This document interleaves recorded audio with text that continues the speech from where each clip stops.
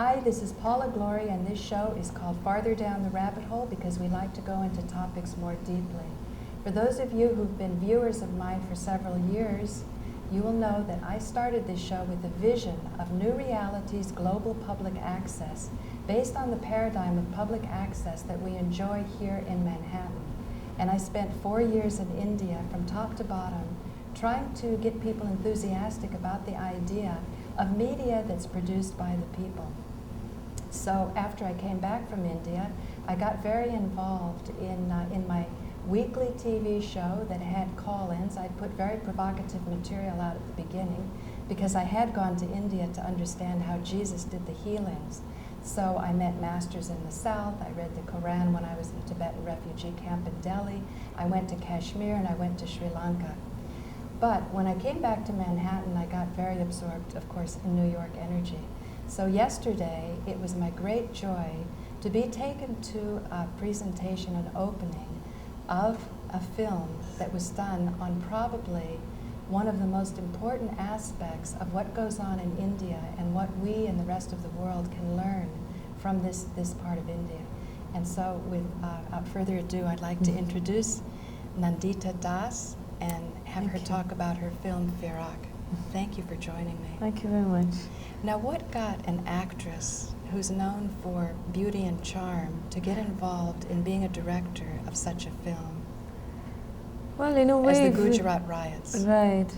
Well, even the work that I've done as an actress has been mostly stories of ordinary women who have struggled through lives, who have been in sort of exceptional circumstances and brought out their inner strength.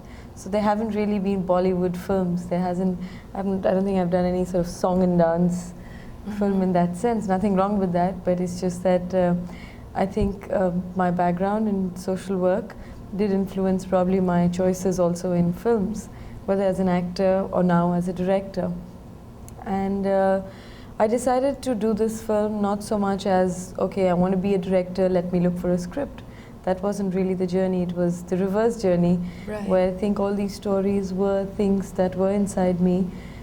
I had either read about them, either I'd met people who had suffered, or my own sort of helplessness and anger sometimes towards the things that are going on, or it were conversations that would get polarized every time we talked about religious violence or about sectarian violence.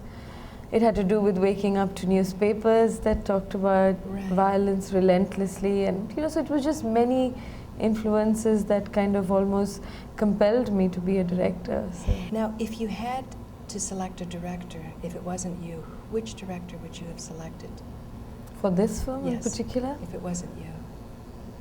I don't know, I haven't asked that question to myself. There are so many wonderful directors in the world, so I mean, there's no dearth of good directors, but it's just that because the story came from within, in a way, the fact that I also wrote it, I didn't think I was going to write it. I'm not a writer. It's something new, but it was just so close to me that I felt that I wanted to be part of that process as well.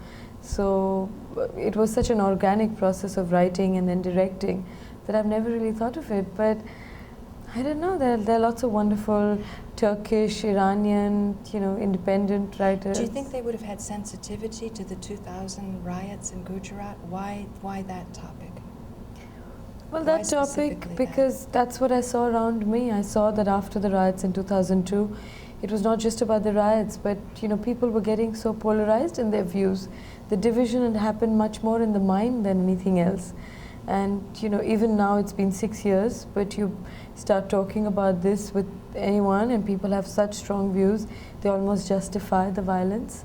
Now we are seeing attacks on Christians in Orissa and Karnataka and different parts of India, and they're saying, well, it's because there were forcible conversions.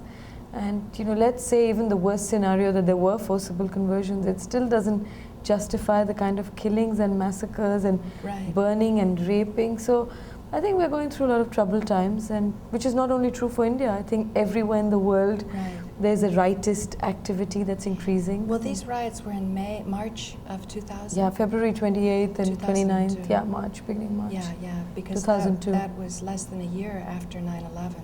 Exactly. Which is something. I was in India during 9/11, and when I came back a few years and I was later, I was in New York on. You were on New York on 9/11? I was in Chicago, flying into New York. Yeah, right. It was so very it was really disturbing. time.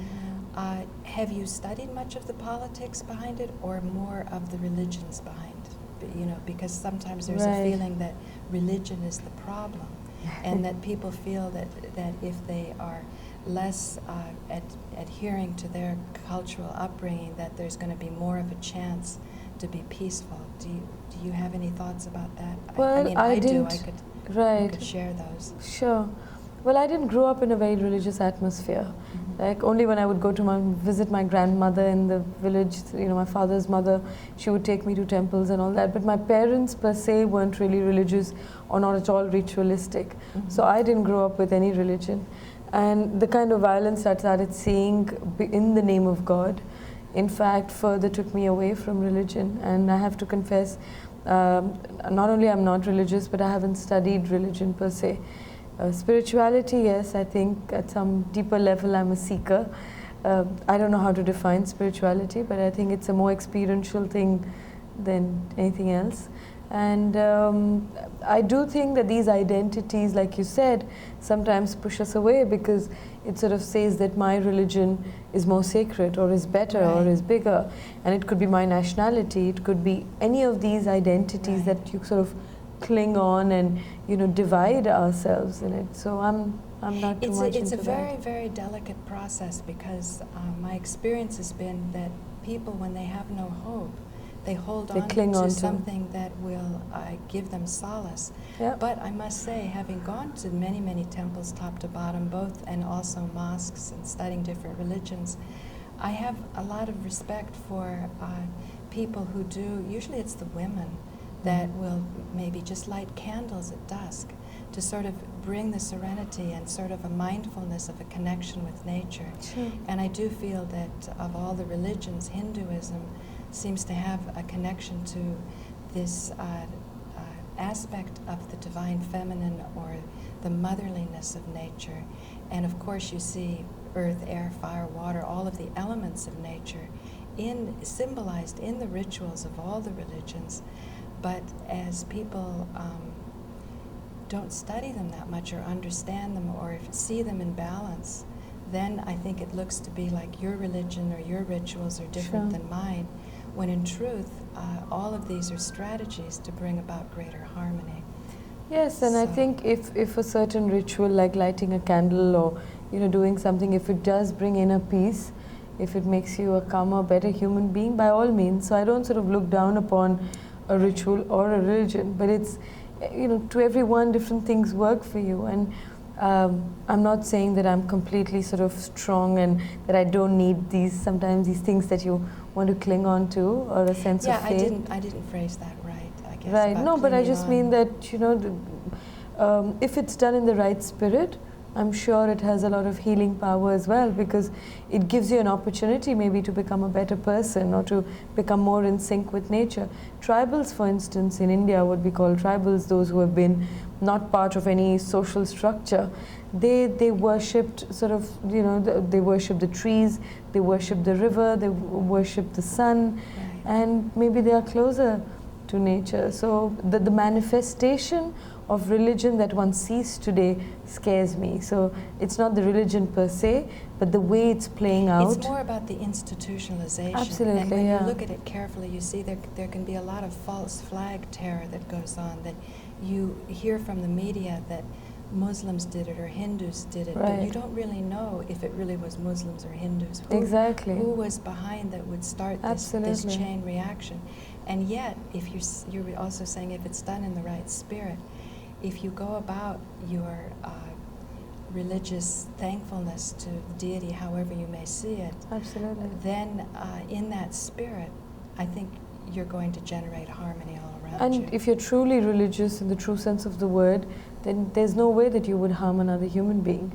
So in fact, those who are, whether you call them the terrorists or the bad guys, so to say, they aren't religious. I don't think they have any faith or any conviction in anything. Now this gets to an interesting point. All of my studies in India, top to bottom, the different religions, the holy books, on which I really enjoyed. I mean, I would be in Tirupati at 3 in the morning listening to the chanting. And I've never been there. It's so beautiful. But what I came away with, because I was trying for this vision, new realities, global public access, I felt if the real people of each country could hear from each other, it would make war an impossibility.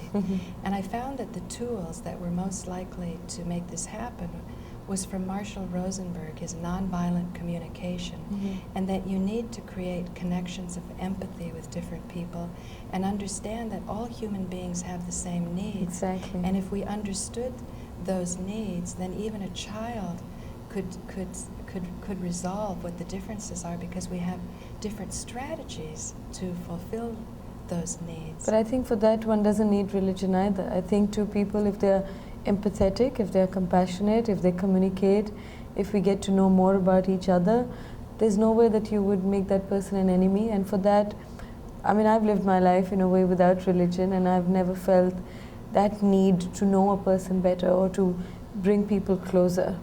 You know, so I guess different people rely on different things. I think just being human, which is tough enough in a world which is sort of, you know, making you selfish, making you more whatever, materialistic, you know, in this globalized world. There are so many other impacts too that are operating. So I think if one can just keep one's humaneness and you know, just be compassionate through that, it could also work. You know, there was a quote that I got today from one of my viewers on YouTube, and it was a posting on Obama as a Manchurian Candidate by Webster Tarpley, and he's an expert on international terror and false flag terror. And the comment said that Reverend Wright is right. America is damned. America has done so many bad things, and it's going to be having its karma coming back. And it said, turn to Jesus, turn to the Bible, it's all there. And that type of comment I found rather frightening. At the first blush, even your average liberal will say, yes, you know, we consume too much. And yet when you start to look more deeply into some of these assumptions, are they really so? When I was in Kashmir, I was stunned. I didn't know that the Abu Ghraib prison pictures were circulating. And the State Department is always saying to Americans, don't travel. And I'd been to India so many times, and I never got a green light from the State Department. And I said, I want to see Kashmir, you know, so it's now or never. Wow. I went up there. The Abu Ghraib prison, those horrible photographs of the abuses going on were circulating. And I was told initially, it's not safe for you to be here. After they would talk to me for half an hour, then they'd say, you're okay. They'd sort of put you in the fold. Right. But there was one stunning comment that just shifted my worldview. This person said, we don't have strong leaders like you do. And I was astonished, because I always thought sort of lining up with sort of the left liberal cause, being against war, being for humanitarianness and all that was enough. And I realized, unless we resolve what is at the basis of the terror and understand the politics, to just be a human being, it doesn't seem to be enough. And that's when I don't want to turn people away who do get huge solace from their Bible, from Jesus, from the religion, but to still address it, because I said, if God is damning America, is he damning our soldiers who are fighting now in Iraq? And that's what troubles me and concerns me. And I felt that your film was very, very bold to go into what the human beings were going through within 24 hours. But the deepest sense of this kind of divine connection was from the Muslim musician. What would you call him? The song? Yeah, the musician. You know, where he's an Sufi. idealistic and he's hopeful and he's clinging on to, in fact, the basic human values. And he wouldn't believe from and yet he was servant. Religious. It wasn't like he definitely. wasn't. Yeah, so you can be religious and yet have the humaneness. He said though, how with 7 notes can I overcome this type of hatred? Exactly. So what I'm going to propose, and we'll see when we put it on YouTube, the kind of comments that we get back from people, can you take the harmony of music, the beauty of music, the beauty of film, the most inspiring part of Bollywood, and of beautiful women that are acting and sharing their beauty and their love and what's in their heart, and connect it up with something that is powerful enough to address that type of hatred, which I feel that you ambitiously set upon to do? Well, I think there are many things have to happen simultaneously. The work you're doing, making a film, someone having that hope, even a friend who has that hope gives you, inspires you. So at many levels, what Obama is trying to do, maybe a shift in consciousness will happen if he wins the elections, and so simultaneously, it's not one solution that's going to change things. It's not this, my film is going to be a trigger to, I hope, very much of dialogue, maybe some bit of thinking, introspection, but it's not a revolution. It's not going to create like a huge change or anything. I'm under no misconception like that. Better and bigger films have come and gone, but I do believe that all these things get subconsciously. Just a second. Better and bigger films have come and gone. Have they addressed what you ambitiously set out to address? They've addressed other things, but what I mean to say is that all these things do change your heart in a subconscious way.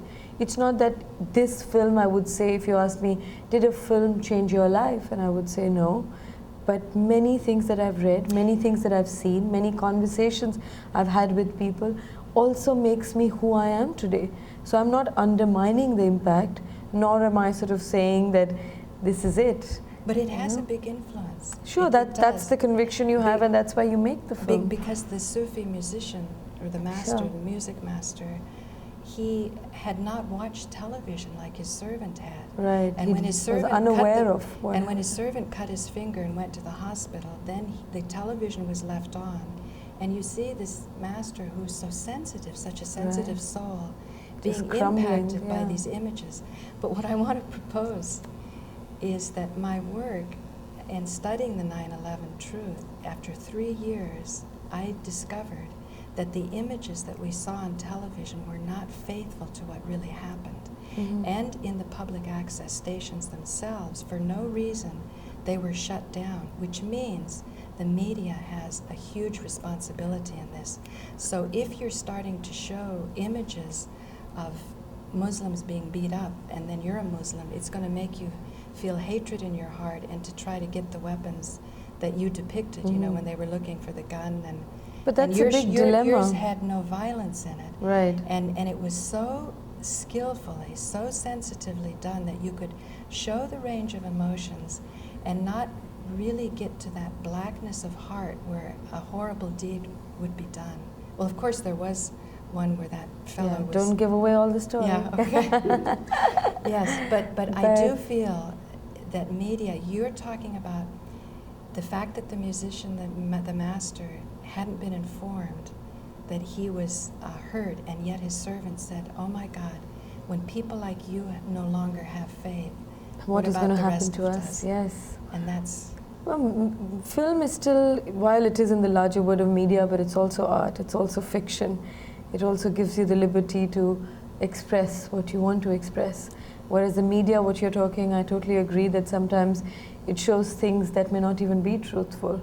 Like when we were growing up, we used to think everything that comes in the papers is the ultimate truth. Right. Or, you know, it's like saying, I saw it on TV. Right. Which means that it has the authority of television. It has the authority of television, but those days are gone. You know, it also depends who owns it. Then depends which paper you're reading, what television channel you've been, you know, growing up with, how it has brainwashed you, or otherwise. So these days, the truth itself is very subjective, or you know, has many different sides to it. But this brainwashing that you talk about, that's a very important, you know, aspect. That's what this comment came with Obama. I'll work with you more on this as after we get it posted. But a politician may say very flowery words, and yet you can have those flowery words misused so that you have a policy come in that's not beneficial. Say, for example, global warming. There's this great terror about carbon footprints, and methane has even more of the so-called quotient of this mischievous factor. As a result of methane being 4 times more dangerous, there's a possibility that you could take a country like India and stop the rice production. Well, this is insane. Mm-hmm. So you start to look back and you see that the science isn't founded in reality. And I'm just saying, the reason I wanted to do this with you is I trusted your authority. I trusted that you exerted yourself to go out and get these images, to gather around you people who shared a passion with you, to say, this is a problem we have, Absolutely. and we need to pull together our best talents to resolve it. No, definitely, that's the attempt, and that's why one has been relentlessly working towards it, because I don't see this film as an end in itself. You know, it is a means to reach out. It is a means for us to start a conversation about this, ask questions that we hesitate to ask. So it definitely has a purpose, and that's what gives me the conviction and the strength to carry on with it, because it has also been a very lonely journey. You know, the way you care about the project, everyone of course cares, but they do their bit and move on, like probably I did as an actor. Right. So now I'm on the other side and I realize it's a whole different ball game. Oh, really? So you have compassion for other directors and producers who have now put much messages more. out? Now much more, I think, because it's a lot of Right. hard work. But yeah, I mean, anybody who tries, I think the intent is a huge thing as well. Right. What is your intent? Not that only intent is enough, but you know, what is your intention behind what you do? What gives you that propelling factor? And then once you have that, what is it? well, What it is gives you this the concern. This is my own helplessness at the way things are in the world. Your heartbreak? You know, yeah, it is. Sometimes you just feel completely anguished about the way the world is going, and you say, "Oh my God, are we? You know, how can someone do that?" When you hear a story, when you hear a, Right. 3-year-old girl being raped, or Right. you hear stories of Guantanamo or Abu Ghraib or whatever, or you see a film like Hunger, where the Irish soldiers had, what they did, or whatever, these images or these stories where you hear horrific things of people just capable of such violent act. You think, is this human? And you realize that maybe we all are capable of being demons or capable of doing the most amazing acts. It's not just all bad. You meet sometimes people who are just so amazing, and that warms your heart as well. Right. You meet people just in simple circumstances who just have so much compassion, who have no ego, or who do so much good without expecting anything in return.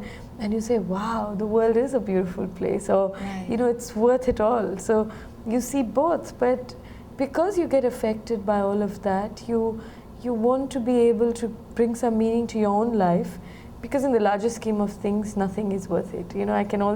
I sometimes swing between complete pessimism, not pessimism, just I understand.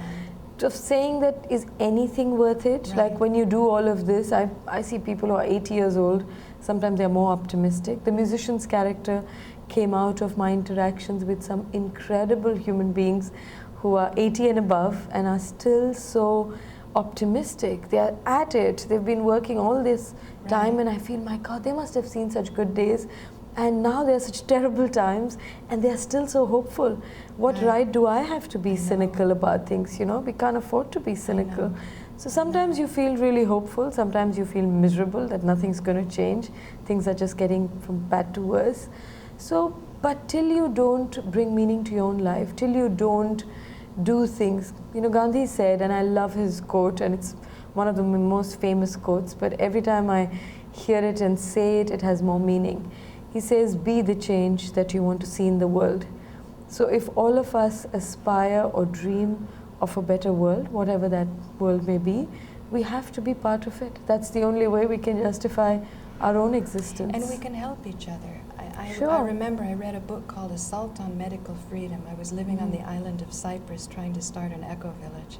And I was so impressed with the research that this man had done. I called him up, and he was in Nevada, and he said, I can't believe you're calling me from Cyprus.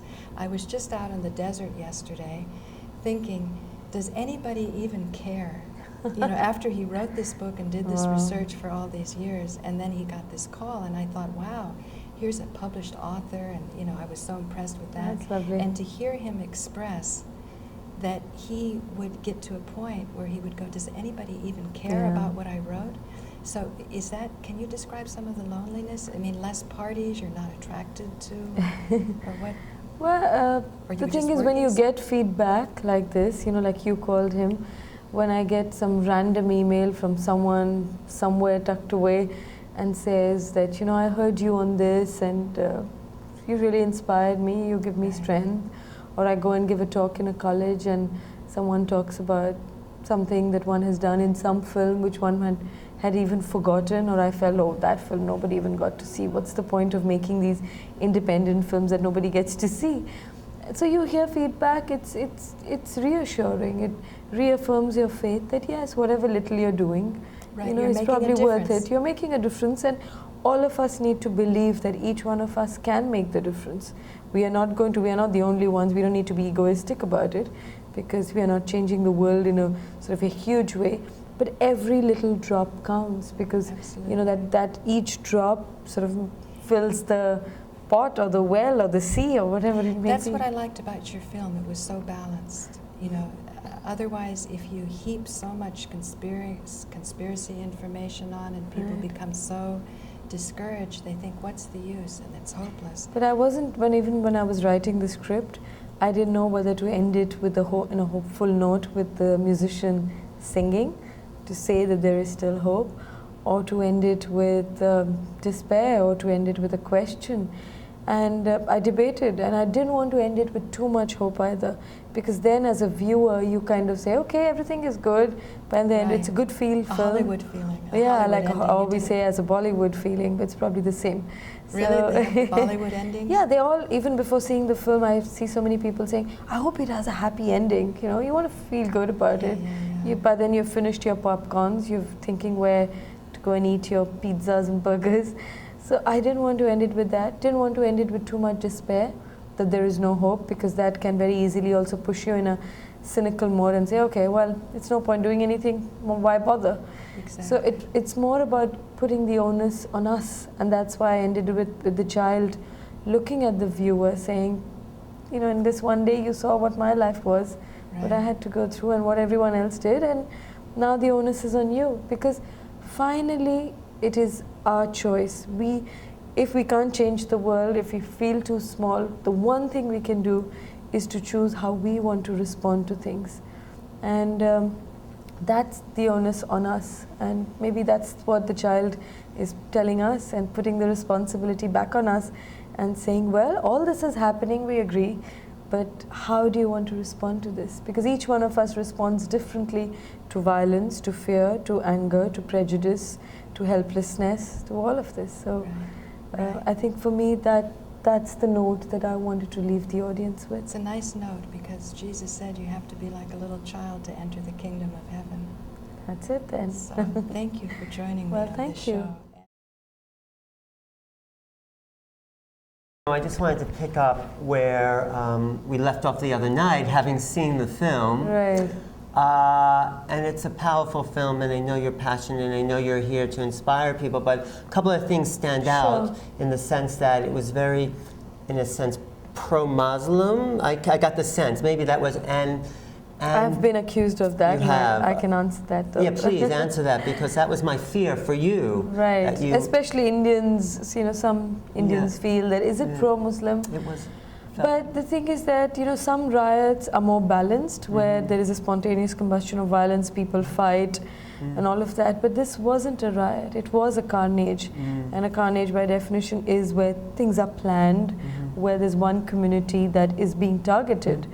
If we talk about the Holocaust, we know that the Jews suffered. If I try to balance it, or if Spielberg tried to say, well, there were some Germans, maybe there were some Germans who also got killed, and it's not against Germans per se, but in that context, it was the Jews who suffered. There's no doubt about it. I get. So it's the same. If I did a film about Kashmir, and in the late 80s, where a lot of Hindus were massacred and had to leave Kashmir, and there was an exodus of Kashmiri Pandits in particular, of a certain community, then I would show how how Hindus suffered there.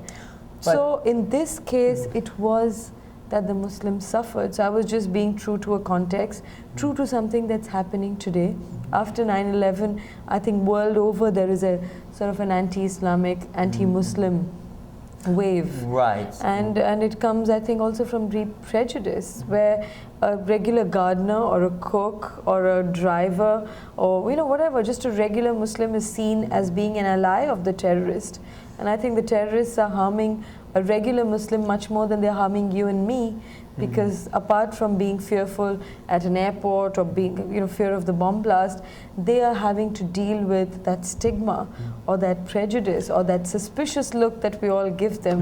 You know, so no, I've met some beautiful Muslims, and I actually took like hands in every as a religion, Sufi. they're good and bad. But if you go saying, okay, the Hindus performed the carnage, what provoked them? You want to get into, there must have been something underneath that story. Well, I basically don't believe in justifying any violence. There is a kind of a justification for that, where a train was burnt and 58 you know, Hindus died, and there are different versions whether they were actually burnt or whether it caught fire.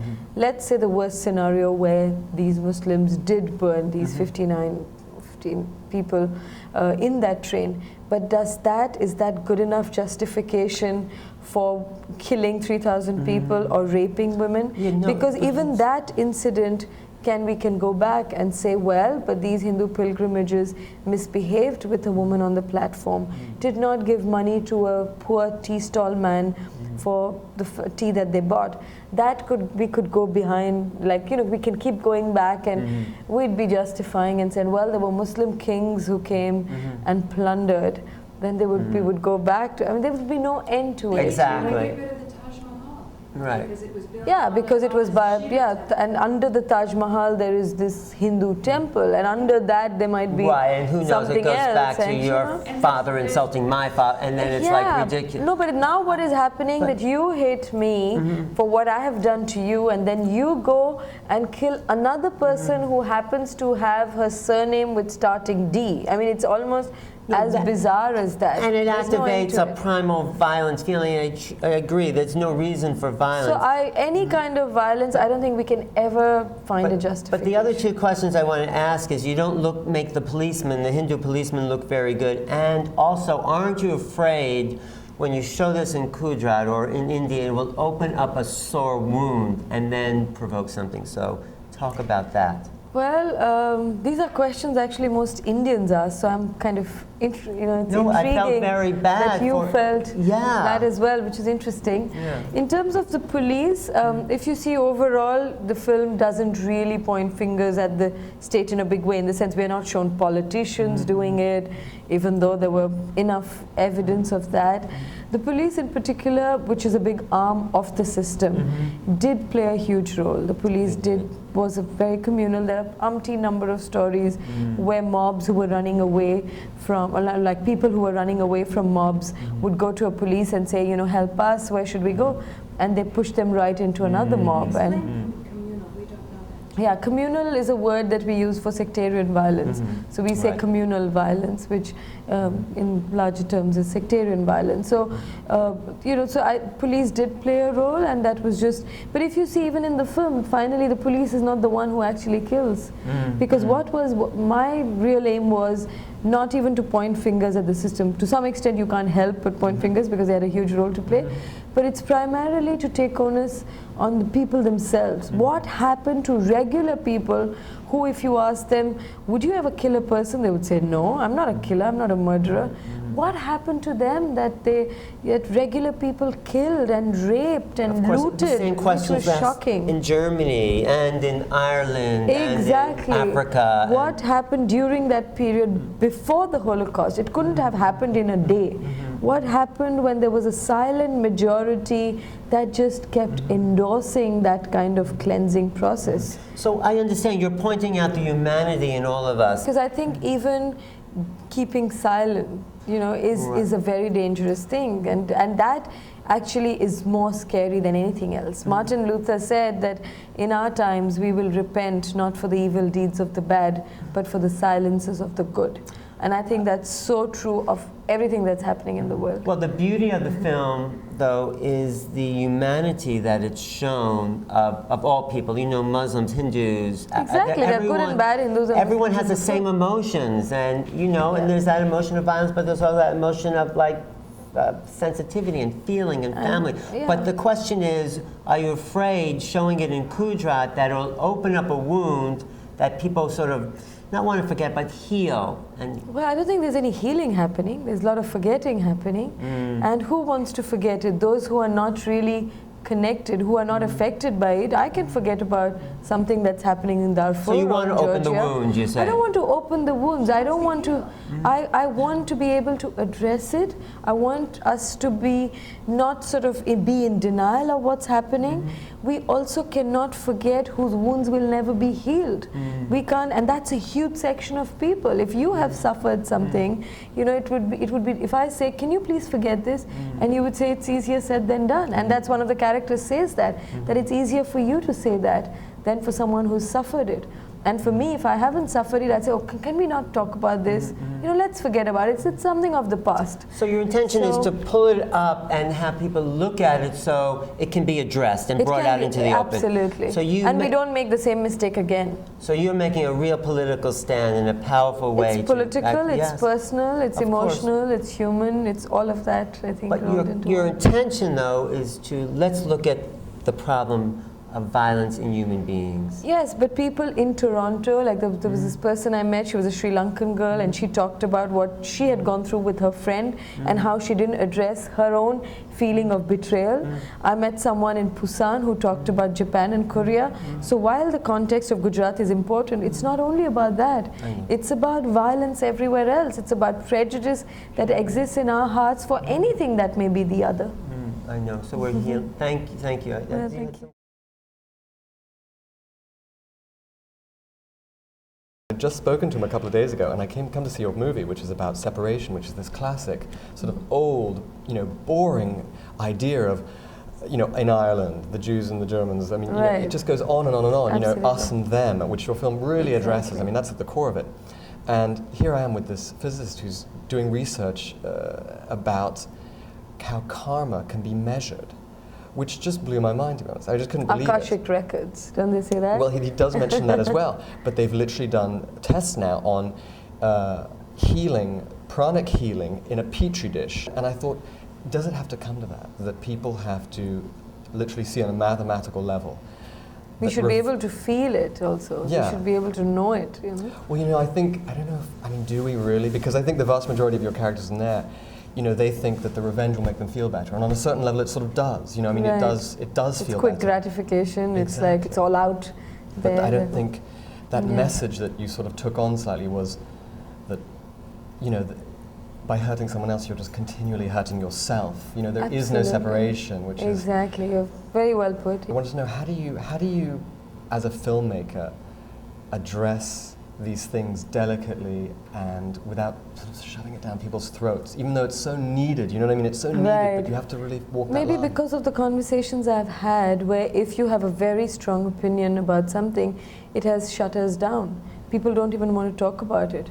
They only want to engage if you're empathetic to their views and you don't have extreme characters. I have heard more horrific stories than the ones I've portrayed in the film, you know, which would make for probably more dramatic cinema, more exciting cinema, where it's like complete extreme stories where you say, "Oh my God, wow, that happened."